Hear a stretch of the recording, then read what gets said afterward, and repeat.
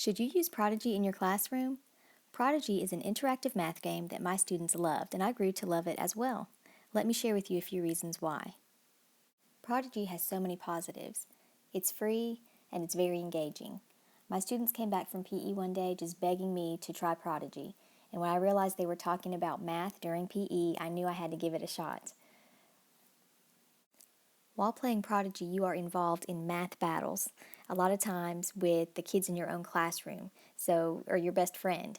And so you're really working hard to answer these math questions because you want to win. You want to increase your level, you want to gain more power and gather pets and different things throughout the land that you're traveling through.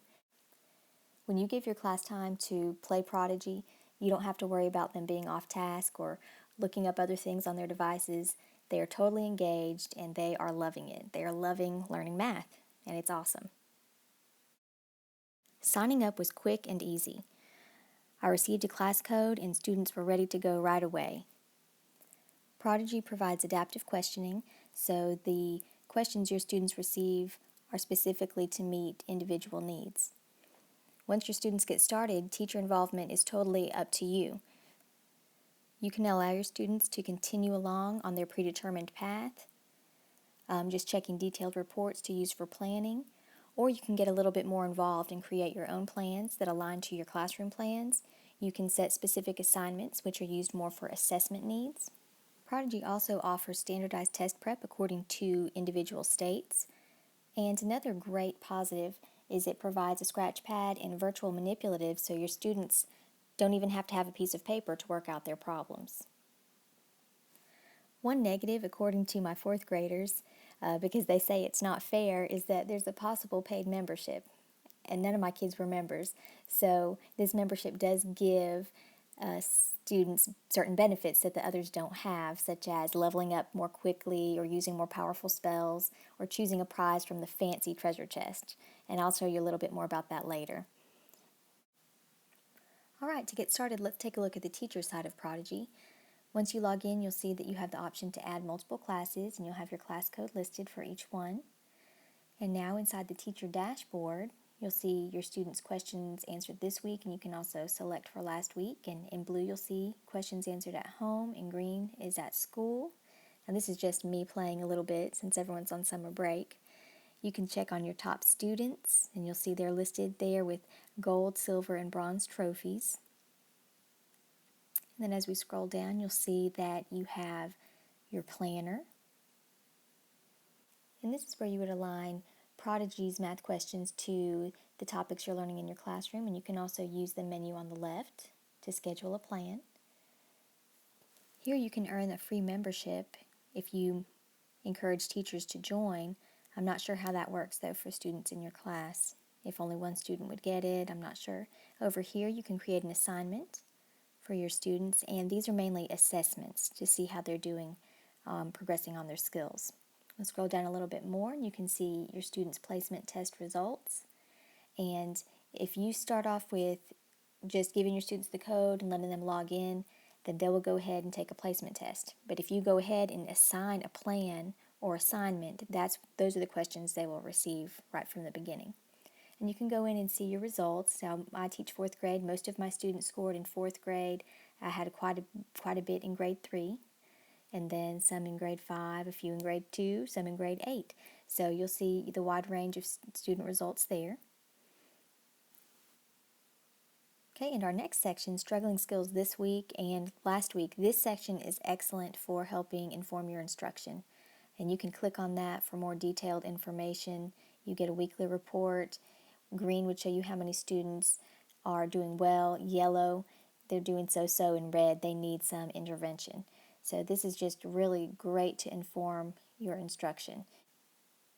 And the awesome thing about Prodigy is you know your students are really trying their best on these math questions because they're battling each other. A lot of times they're battling their friends in the classroom, and so they want to get those questions right so they can win and level up. For a more detailed look at student progress, you can click on Reports, and you'll see an overview of all your students and student usage, their weekly activity, a more detailed look at individual student progress, or how they're doing just overall in your curriculum, or by topic. And over here on the question mark, you can click for resources, and they have some great videos here. If you'll scroll down, and they discuss each one of these things in detail. So before getting started with Prodigy, I would definitely recommend taking a look at a few of these video tutorials so you just get an overall understanding of how to use it. But like I said, I logged in and within 2 minutes had the kids started on it because they were just so excited. So you can get prepared or you can be like me, but either way, Prodigy is going to be great for your classroom. So let's go ahead and take a look at the game. Prodigy walks your students through their login. I definitely recommend having them write down their password for you and themselves, because once they have that class code, they're very likely to just enter it again and start up a new session. You'll have little tips and tricks along the way. You can choose different lands. And if they choose the world or land that their friends are in, they'll be able to battle against each other. Within minutes of logging in, your students will encounter their first creature and be ready to do a math battle. And they'll have their little friend along the way to kind of point them in the right direction, show them what to do. We have our first math question there, and the little light bulb brings us to a hint. And we have our scratch pad here and our virtual manipulatives over here, counters, fraction bars, base 10 blocks. And we have some coins, although they are Canadian coins, so that was an interesting find.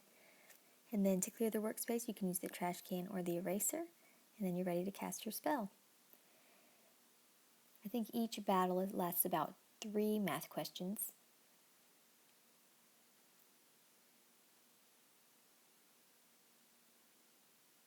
And as you continue to play, you earn more options to use during your battle.